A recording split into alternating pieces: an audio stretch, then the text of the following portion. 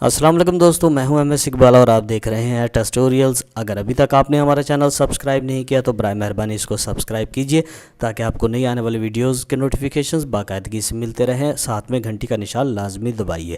آج کا جو ہمارا ٹاپک ہے وہ ہے دراوڑ، جس کو انگلش میں دا ڈراویڈینز کہا جاتا ہے۔ تقریباً 3000 سال قبل مسیح میں بلوچستان کے راستے دراوڑ لوگ آئے تھے۔ یہ لوگ سطح مرتفع ایران بلوچستان کے رہنے والے تھے۔ مشہور مورخ ویلر کا کہنا ہے کہ بلوچستان کی بروہی زبان انہی لوگوں کی زبان تھی۔ نسلی طور پر یہ لوگ بھی آسٹرکس کی طرح بحیرہ روم کے خطے میں سے تھے۔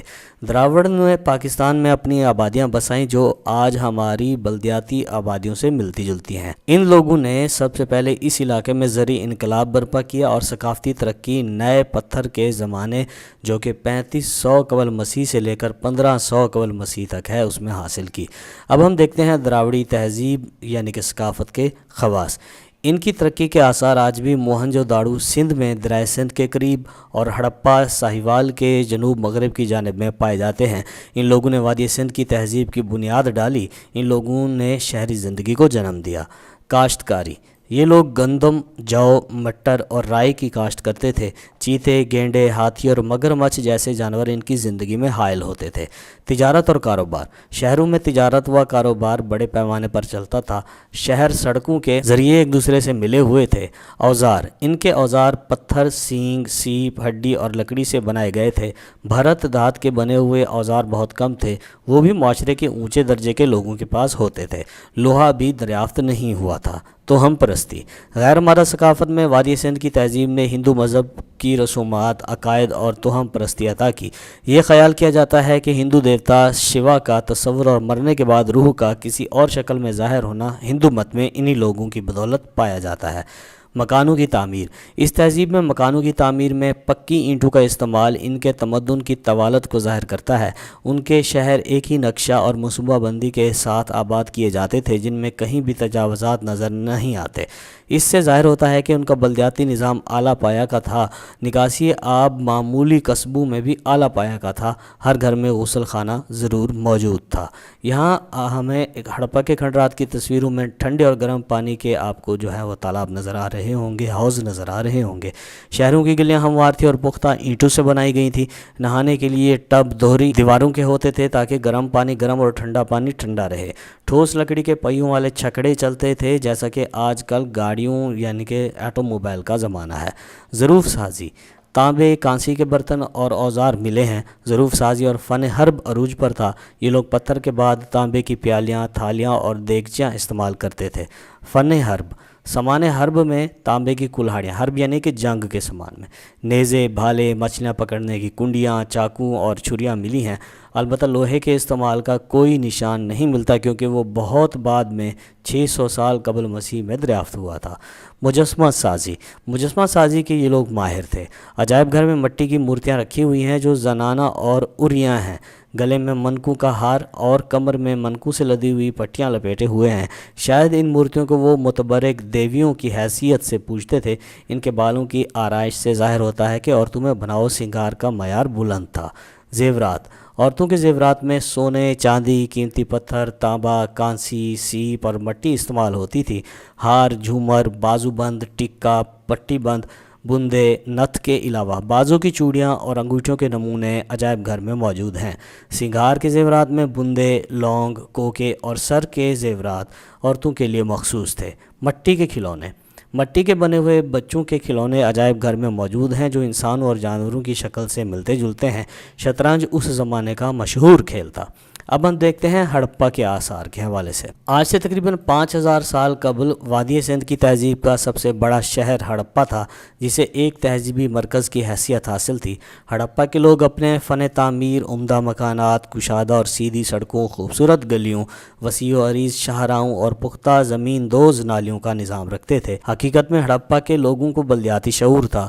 وہ لوگ موہنجو داڑو کے ہم عصر تھے یعنی کہ انہی کے زمانے کے تھے۔ یہ شہر ہزاروں سال زمین کے की तहों में दफन रहा। सबसे पहले एक अंग्रेज़ सियाह मेसन ने 1826 के सफ़रनामे में उसके खंडराट का जिक्र किया। जब लाहौर से मुल्तान तक रेलवे लाइन बिछाई गई तो ठेकेदारों ने हड़प्पा के टीलों को खोद कर कसीर तादाद में ईंटें निकालीं।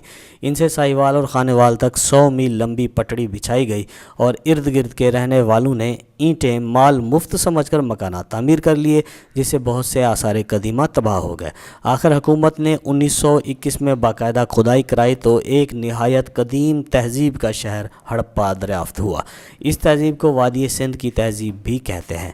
साहिवाल से 27 किलोमीटर जनूब मगरब में हड़प्पा के खंडरात मौजूद हैं। हड़प्पा रेलवे स्टेशन से 6 किलोमीटर शुमाल में ये खंडरात मौजूद हैं। हड़प्पा के खंडरात का कुल रकबा 125 एकड़ है। सतह समंदर से 500 फुट बुलंद है। अब हम देखते हैं कि द्रावड़ कैसे तबाह हुए थे। द्रावड़ों को तबाह बर्बाद करने वाले आर्या लोग थे। आर्या द्रावड़ों के मुकाबले में गैर तहजीब याफ्ता और वहशी थे। वो सिर्फ गल्लाबान थे। उन दोनों के माबैन तवील अरसा तक जंग जारी रही जो कई सालों तक हुई। द्रावड़ों ने सख्त मुकाबला किया, जिसका सबूत ऋग्वेद से मिलता है। सैयद मोहम्मद लतीफ़ ने अपनी किताब हिस्ट्री ऑफ द पंजाब के सफ़ा 28 पर लिखा है, जिसे अब्दुल कादिर ख़ान ने नकल किया है कि इंद्र देवता, जो कि जंग का देवता है, उससे जंग में कामयाबी के लिए बार बार इल्तिजा करते नज़र आते हैं। खौफनाक इंद्र से इल्तिजा की जाती है कि वो इन काले कलोटे शैतानों यानी कि आर्याओं के जिस्म चीर दे और इन कालों के जत्थों को फनाह कर दे। द्रावड़ कबाइल में से बाज़ ने बग़ैर मज़ामत अतात कबूल कर ली और ये आर्याओं के ग़ुलाम बन गए जो उनकी खिदमत करते थे। जो द्रावड़ मुकाबला करते रहे या तो वो मारे गए या बंदिया चल के जनूब में चले गए, जहाँ अब भी उनकी अक्सरियत मौजूद है। जो द्रावड़ साहिब शौकत थे, उन्होंने आर्याओं की सकाफ़त अपना ली। वो राजपूतों की टोली में शामिल कर लिए गए। अग्निकल राजपूत ज़्यादातर इसी ज़ुमरे से ताल्लुक़ रखते हैं। बाद में द्रावड़ और आर्य आपस में मिलजुल गए और शादी ब्याह का सिलसिला कायम हुआ। अब जो द्रावड़ों के ज़वाल के असबाब थे, उनमें नंबर 1 पर थी बारिश की औसत शरह में कमी, यानी कि बारिश जो थी वो आहिस्ता आहिस्ता कम होती चली जा रही थी। दूसरे नंबर पर था दरियाए सिंध में कटाव और सैलाब, और तीसरे नंबर पर था आर्या के हमले और जंगो जदल। अब हम देखते हैं कि द्राविड़ी तहजीब ने हमारी सकाफ़त पर क्या असरात छोड़े हैं, जिसमें नंबर 1 पर है ज़बान। बलूचिस्तान की बरोही ज़बान द्राविड़ों की मादरी ज़बान से मिलती जुलती है, अगरचे इसमें आने वाली नस्लों ने बहुत सी तब्दीलियाँ कर ली हैं। शहरी ज़िंदगी, उनके 2 मशहूर शहरों के निशानात आज भी मौजूद हैं, जिन्हें मोहनजोदाड़ो और हड़प्पा कहते हैं। इस तरह से बल्दियाती ज़िंदगी की इब्तिदा इन्हीं लोगों ने की, जो कि आज भी पूरी आबोताब पर है। तीसरे नंबर पर है वादी सिंध की तहजीब के बानी। यही लोग असल में वादी सिंध की तहजीब के बानी हैं और तहजीब के ज़्यादा आसार इन्हीं की सकाफ़त से मिलते जुलते हैं। ज़राअत, इन लोगों ने गंदम, जौ, मटर और राई की काश्त शुरू की। अगरचे इन अजनास की अक़साम यकीनन आज के दौर की अजनास से मुख्तलिफ होंगी, मगर ये फसलें आज भी राइज हैं। सड़कों का जाल, शहरों को सड़कों के ज़रिए एक दूसरे से मिलाया गया। तकरीबन 1500 साल तक ये लोग इस सरज़मीन में शादो आबाद रहे। इनकी सड़कें कच्ची थीं, जो उस दौर का सबसे अहम कारनामा था, मगर सड़कों का रिवाज आज भी मौजूद है। गैर मुल्की ताल्लुकात, शहरों के माबैन तिजारती व कारोबारी ताल्लुकात कायम थे। नीज़ मौजूदा इराक़, सऊदी अरब, उर्दन और ईरान से तिजारती ताल्लुकात भी कायम थे। ये ताल्लुकात आज भी दुनिया की सकाफ़त का हिस्सा हैं।